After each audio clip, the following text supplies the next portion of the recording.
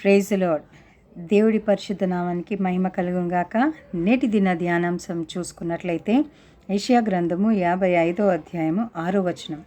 యెహోవా మీకు దొరకు కాలమందు ఆయనను వెదకుడి, ఆయన సమీపంలో ఉండగా ఆయనను వేడుకొనుడి. వాక్యంలో సెలవిచ్చిన ప్రకారము ఆయన మనకి సమీపంగా ఉన్నాడు.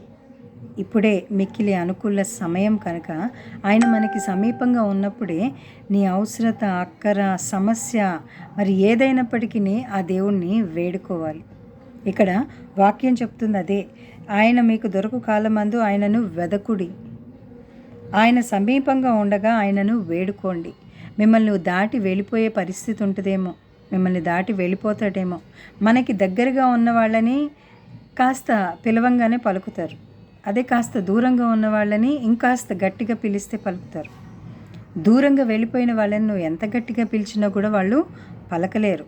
అటువంటి పరిస్థితి నీకు రాకముందే ఆయనను వేడుకు అని వాక్యం సెలవిస్తుంది. కనుక ఈ యొక్క సమయంన దేవుడు మనకి జ్ఞాపకం చేస్తుంది ఏంటంటే, నేను మీకు దగ్గరగానే ఉన్నాను, ఇంకా దూరంగా వెళ్ళిపోలేదు, ఆ పరిస్థితి రాలేదు, మీరు కృపాకాలంలో ఉన్నారు కనుక నా దగ్గరికి రండి, నేను సమస్తం నుంచి మిమ్మల్ని విడిపిస్తాను, మీకు సహాయం చేస్తాను. ఆల్రెడీ నువ్వు అడిగినా అడగకపోయినా ఆయన చేస్తున్నాడు. కానీ నువ్వు అడిగి పొందుకోవడంలో ఉన్నటువంటి తృప్తి, ఆనందము ఇప్పుడు మన ఇంట్లో వాళ్ళు మనని అడగకుండా వాళ్ళకి ఇష్టం వచ్చినట్లుగా వాళ్ళు చేసుకుంటా ఉంటే మనకు కొన్నిసార్లు మనసు నొచ్చుకుంటుంది. ఎందుకంటే మనం వాళ్ళని అంత జాగ్రత్తగా చూస్తున్న వాళ్ళ సొంత ఆలోచనలతోటి కొన్ని ప్రాబ్లమ్స్లో పడుతూ ఉంటారు. అదే రీతిగా మన స్పిరిచువల్ లైఫ్లో కూడా దేవుడు ఆయన మీద ఆధారపడుతున్నప్పుడు మనకి ఏమేం కావాలో అన్నీ ఆయనే ప్రొవైడ్ చేస్తాడు.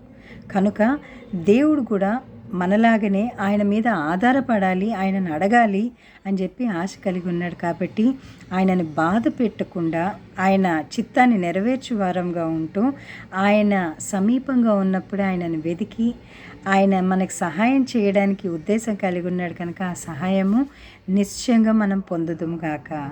దేవుడి కొద్ది మాటల్ని దీవించును గాక. ఆమెన్. Praise the lord.